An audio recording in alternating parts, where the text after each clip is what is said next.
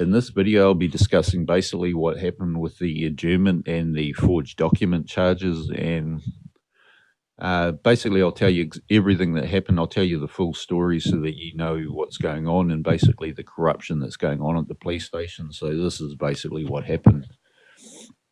On the 3rd of March 2018, I emailed the Taihape courthouse asking for an adjournment, as I was pretty much still ill after I'd had my saddle pulmonary embolism.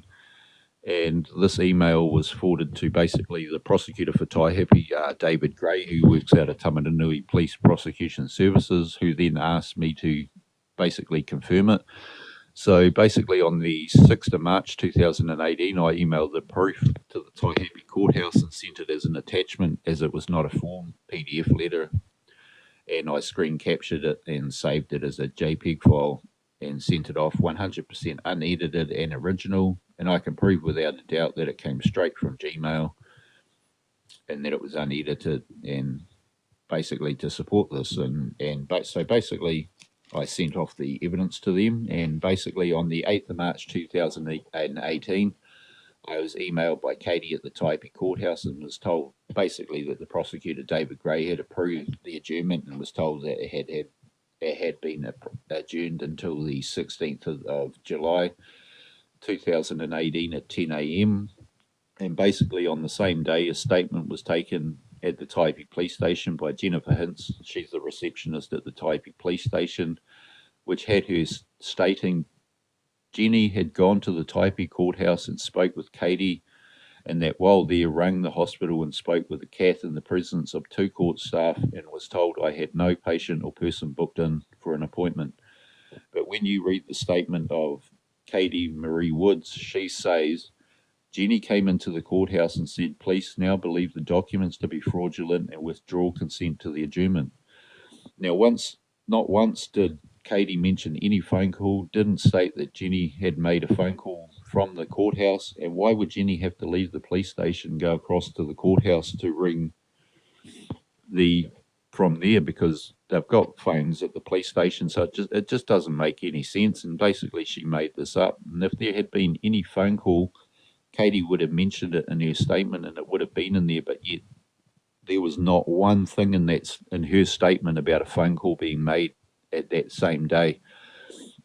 Now, Jennifer, in her statement, mentions events she did on the 9th of March 2018, but the statement was taken on the 8th of March 2018 at 1 p.m. and also says below the police logo on the statement, 8th of March 2018, I received the statement of Jennifer Hintz on the 8th of March 2018 at the time of 1 p.m. So how can you add events to a statement that occurred on the 9th of March 2018 when that's a full 24 hours later after the statement was taken? It's basically perverting the course of justice, adding false documents to an official document.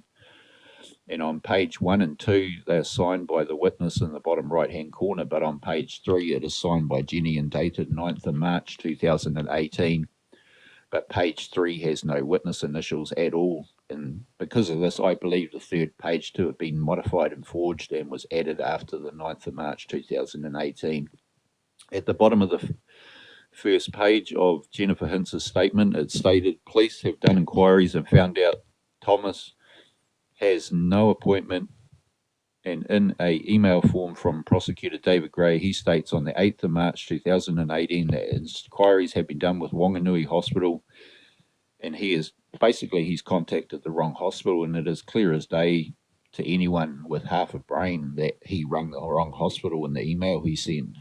On the 8th of March 2018, I had no internet access until after 8:30 p.m. that day, so I wrote an email to the Taihape courthouse and explained that I was in a life-threatening condition, included documentation for this. I included 5 copies of the Wanganui Hospital discharge papers signed 2nd of February 2018 and included the 6 pages of my WINS disability form that was signed off by my doctor as never reassess. And basically those forms were real.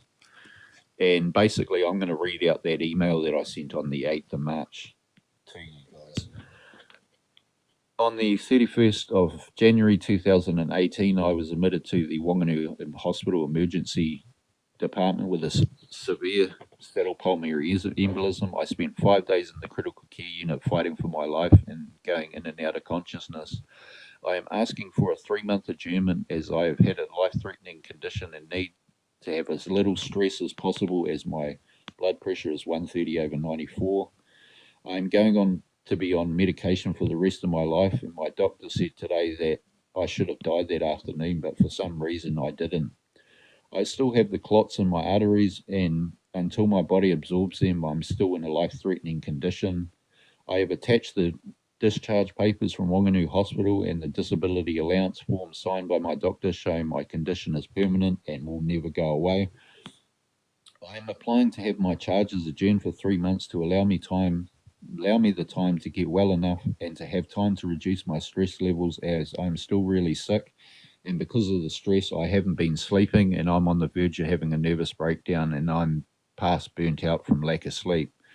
Also, to the Taihape Court prosecutor, David Gray, if you need written consent to contact the doctors at Wanganui Hospital and to discuss my condition, feel free to. I will write a consent and email it to you. And basically, that's the email right there. And I even I was going to give him written consent to contact the doctors to discuss my condition. And basically, my condition was on the 31st of January. As I said, I was admitted to the critical care unit in Wanganui Hospital after suffering a near-fatal fatal pulmonary embolism, and basically I'm going to be on life-saving blood thinners for the rest of my life, and again asked for a 3-month adjournment.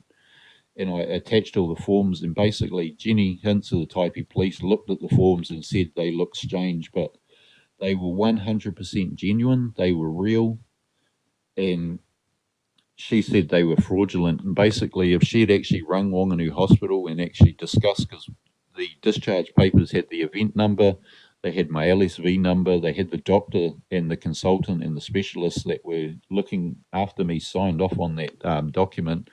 And not only that, Clifford Lyons had his medical counsel number on the forms. He had stamped it, he'd dated it and signed it, and if he'd rung him, he would have found out that they were real. And basically, on the 9th of March 2018, at 10 past 10, because basically on the 8th of March, David Gray, the Taihape Police, and Jennifer Hintz all said that those statements were fraudulent, they weren't real.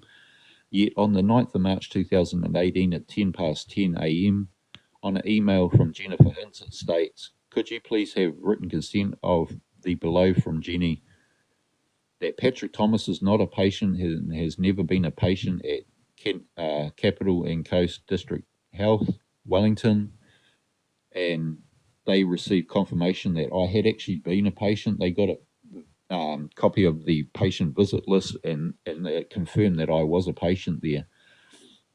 That Patrick Thomas does not have an appointment for surgery on the 11th of March 2018.